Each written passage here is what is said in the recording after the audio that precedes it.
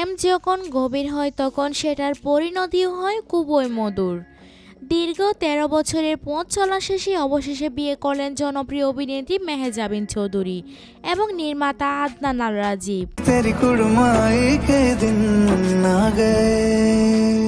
এই জুটির প্রেমের গল্প বিনোদন জগতে অনেকদিন ধরে আলোচনায় ছিল।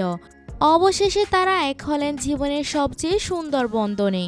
গত ২৪শে ফেব্রুয়ারি ঢাকার অদূরে এক মনোরম রিসোর্টে তাদের বিয়ের আনুষ্ঠানিকতা সম্পন্ন হয়েছে।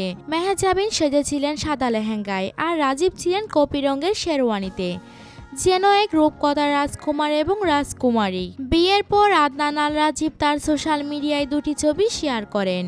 একটিতে মেহজাবিনের সঙ্গে তার পুরনো ছবি, আর একটিতে তিনি একাকী বসে বাইরের দিকে তাকিয়ে আছেন। তিনি লিখেছেন, আমি একজন সাধারণ মানুষ, কিন্তু আল্লাহ আমাকে সব সময় আমার প্রাপ্যের চেয়ে বেশি দান করেছেন, আর এবার তিনি আমাকে দিয়েছেন সবচেয়ে সুন্দর ও মূল্যবান উপহার। ১৩ বছর ধরে তুমি আমার শক্তি, আমার ত্রাণকর্তা, আমার সবচেয়ে কাছের বন্ধু। চলো চিরকাল একসঙ্গে থাকি। রাজীবের এই পোস্ট দেখে আবেগে আপ্লুত হয়েছেন ভক্তরা। কমেন্ট বক্সে ভরে গেছে শুভকামনায়।